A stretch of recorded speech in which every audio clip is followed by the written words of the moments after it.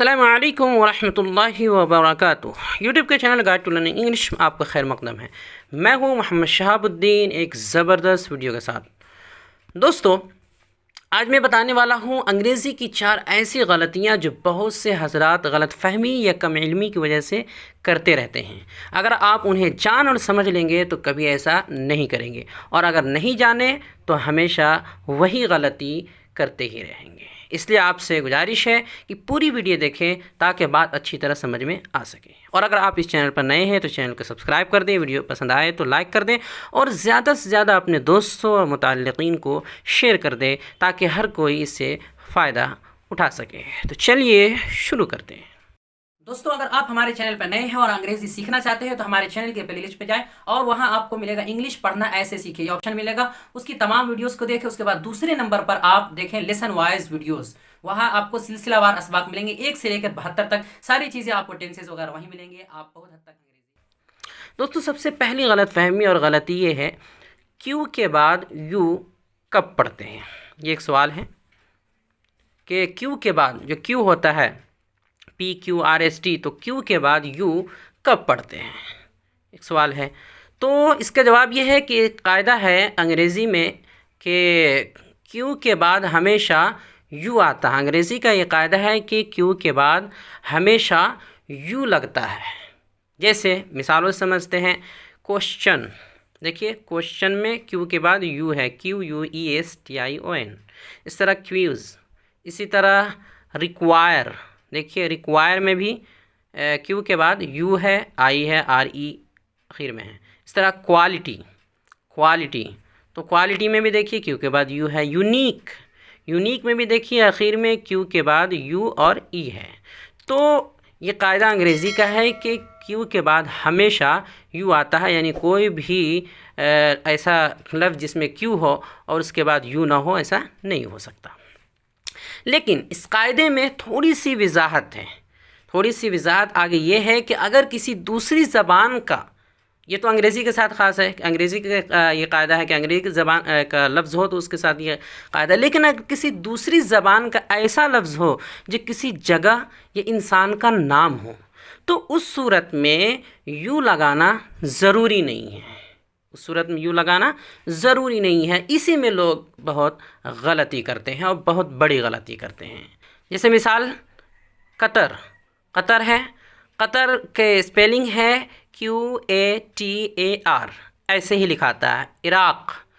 عراق دیکھیے یہ بھی IRAQ، آخر میں یو نہیں ہے اور نہ ہی قطر کے شروع میں کیو کے بعد یو ہے۔ اسی طرح قمر، صادق، قیصر، کسی میں کیو کے بعد یو کا استعمال نہیں کیا گیا ہے، اور یہی صحیح ہے، اس لیے کہ جگہ کا نام ہے، دوسری زبان کا لفظ ہے اور جگہ کا نام ہے اور اسی انسان کا نام ہے، اس لیے اس میں کیو کے بعد یو لگانا ضروری نہیں ہے۔ یہی وجہ ہے کہ قطر والے اور عراق والے یہ نام ایسے ہی بغیر یو کے ہی لکھتے ہیں۔ آپ سرچ کریں گے گوگل میں تو آپ کو مل جائے گا کہ بغیر یو کے ہی لکھا جاتا ہے ایسے ہی، ورنہ لوگ پھر قمر کو قمر پڑھنے لگ جائیں گے، اس لیے کہ کیو کے بعد یو ہوگا تو قمر پڑھنے لگ جائیں گے اور غلط تلفظ کریں گے۔ اسی طرح قطر کو قطر، اس طرح صادق کو صادقیو پڑھنے لگ جائیں گے، قیصر کو قیصر پڑھنے لگ جائیں گے، تو بہت بڑی ایک غلط فہمی پیدا ہو جائے گی اور لوگ غلط تلفظ کرنے لگ جائیں گے۔ اس لیے کسی جگہ یا کسی انسان کا نام ہو اگر تو اس میں کیو کے بعد یو لگانا ضروری نہیں ہے۔ لہٰذا آپ سبھی سے گزارش ہے کہ اپنے نام کی اسپیلنگ درست لکھنے کی کوشش کریں اس قاعدے کی روشنی میں۔ دوسری غلط فہمی یہ ہے کہ انگلش میں کیو کا تلفظ کیا ہے، کیو ہے یا پھر قیو ہے بڑی قاف سے۔ یہ بھی ایک بڑی غلط فہمی ہے اور غلطی ہے۔ جب ہم اردو سے رومن اردو میں کچھ لکھتے ہیں، یعنی اردو کا کوئی لفظ ہو اسے ہم رومن اردو میں لکھتے ہیں یعنی انگلش کے انداز میں، تو کاف کے لیے، جو چھوٹی کاف جس کو بولتے ہیں، کاف کے لیے ہم کے لکھتے ہیں، اور قاف کے لیے جسے بڑی قاف کہتے ہیں اس کے لیے کیو لکھتے ہیں۔ لیکن بہت سے لوگ یہ سمجھتے ہیں کہ کیو کا تلفظ انگلش میں بھی کیو کے بجائے بڑی قاف سے قیو ہوتا ہے، قیو، ایسا سمجھتے ہیں کہ اس کیو کا تلفظ کیو نہیں ہے بلکہ قیو ہے، جبکہ یہ ایک غلط فہمی ہے، بڑی غلطی ہے۔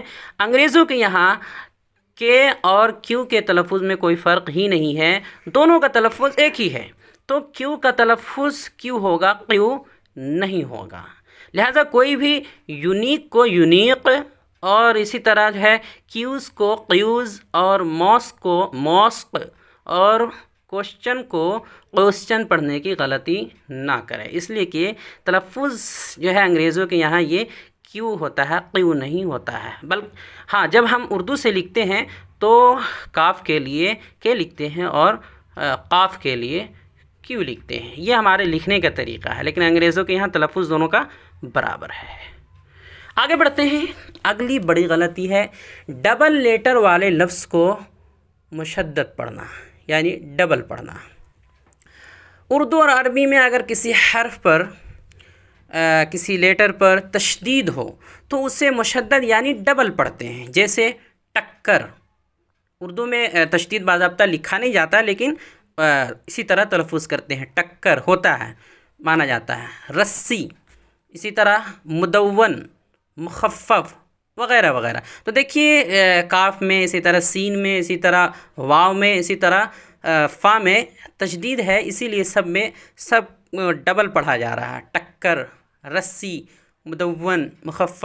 تشدید کا مطلب یہ ہوتا ہے کہ ایک ہی حرف دو ہے، ایک ہی حرف کو یہاں پر دو لکھا گیا ہے لیکن تشدید سے جوڑ دیا گیا ہے، تشدید سے۔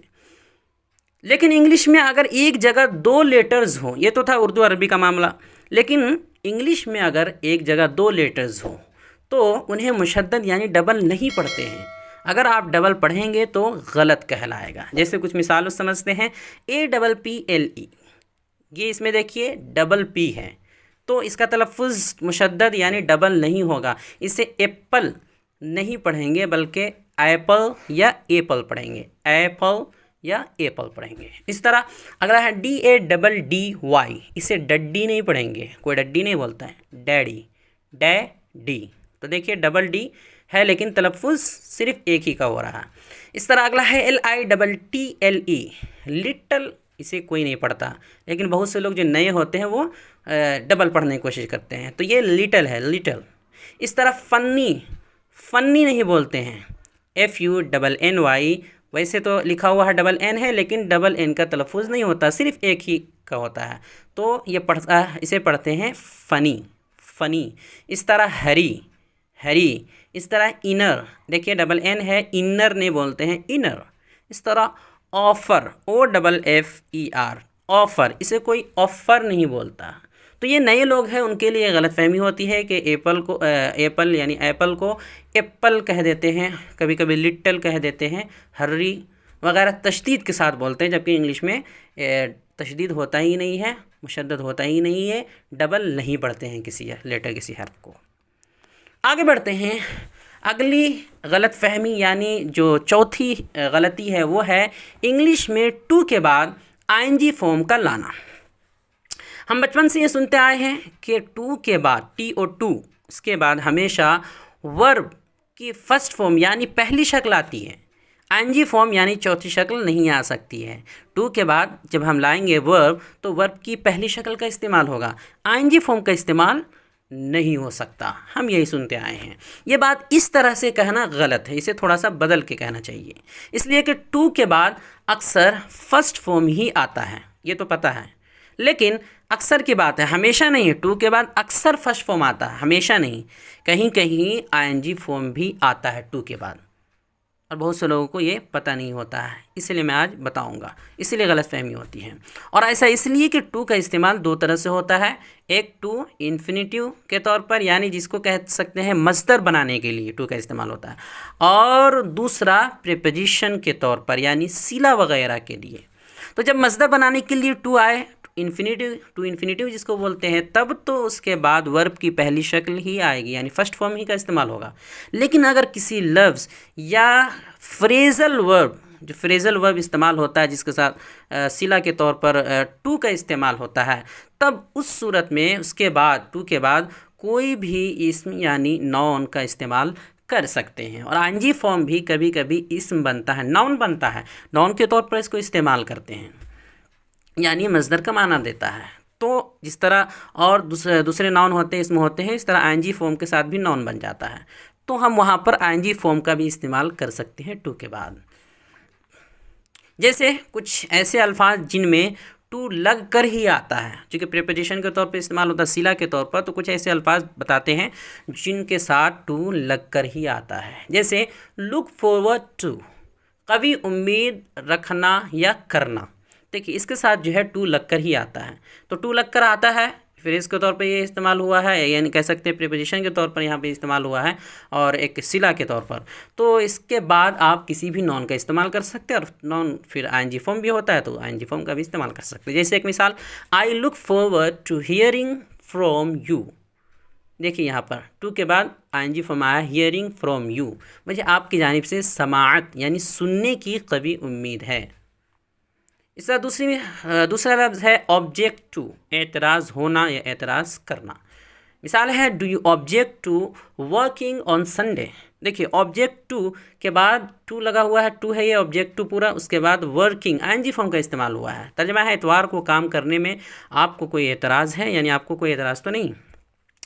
اگلا ہے پریفر ٹو، ترجیح دینا، پسند کرنا، اگزامپل ہے I prefer running to walking, I will prefer running to walking, میں چلنے کے بجائے دوڑنے کو ترجیح دوں گا، یعنی میں ترجیح دوں گا کسے؟ دوڑنے کو، چلنے کے بجائے، تو دیکھیں یہاں رننگ کے بعد ٹو آیا ہے اور ٹو کے بعد واکنگ آیا ہے، آئی این جی کا استعمال ہوا ہے۔ اگلی مثال ہے گیٹ راؤنڈ ٹو، وقت نکالنا، تلاشنا، اگزامپل ہے I will get round to the washing up sooner or later, میں جلد یا بدیر دھونے کے لیے وقت نکال لوں گا، جلد یا بدیر دھونے کے لیے وقت نکال لوں گا۔ اگلا ہے گائیڈ ٹو، گائیڈ ٹو کسی چیز کی رہنمائی، جیسے میرے چینل کا نام گائیڈ ٹو لرننگ انگلش، یعنی اس کا معنی تو ویسے ہوگا انگریزی سیکھنے کی رہنمائی، لیکن شارٹ میں ترجمہ ہو سکتا ہے رہنمائی انگریزی۔ تو دیکھیے اس میں بھی گائیڈ کے بعد ٹو کا استعمال ہوا ہے، یہ ساتھ میں لگ کر آتا ہے، گائیڈ ٹو سم تھنگ آتا ہے، گائیڈ ٹو سم تھنگ، تو آپ چونکہ سم تھنگ کی جگہ کسی بھی نون کا استعمال کر سکتے ہیں، اور لرننگ یعنی آئی این جی کے ساتھ نون بھی بنتا ہے، تو لرننگ انگلش ہے، تو کوئی یہ نہ سمجھے کہ میرے چینل کا نام غلط ہے، بلکہ یہ صحیح ہے۔ اگلا ہے کمٹ ٹو، وعدہ کرنا، اگزامپل ہے the president has committed to improving schools, the president has committed to improving schools, جناب صدر نے اسکولوں میں سدھار لانے کا وعدہ کیا ہے، تو دیکھیں یہاں کمیٹیڈ ٹو کے بعد امپروونگ انگلش، امپروونگ کا استعمال ہوا جو کہ آئی این جی فارم ہے، تو اس طرح اور بھی ہیں جن میں ٹو لگ کر آتا ہے، تو اس کے بعد آپ جو ہے آئی این جی فارم کا استعمال کر سکتے ہیں۔ تو یہ 4 غلط فہمیاں تھیں، غلطیاں تھیں، جس کو بہت حد تک ہم نے دور کرنے کی کوشش کی ہے۔ نوٹ، اس کی یعنی ٹو کے سلسلے میں تفصیلی ویڈیو حوالے کے ساتھ پہلے بھی بنا چکا ہوں، لنک نیچے ڈسکرپشن میں ہے، دیکھ سکتے ہیں آپ، ٹو کے تعلق سے حوالے کے ساتھ ہم نے بنایا ہے، اور کئی کتابوں سے حوالہ بھی دیا ہے جو ابھی ہم نے بتایا ہے۔ تو امید کرتا ہوں آپ کی غلط فہمیاں دور ہو گئی ہوں گی۔ السلام علیکم ورحمۃ اللہ وبرکاتہ۔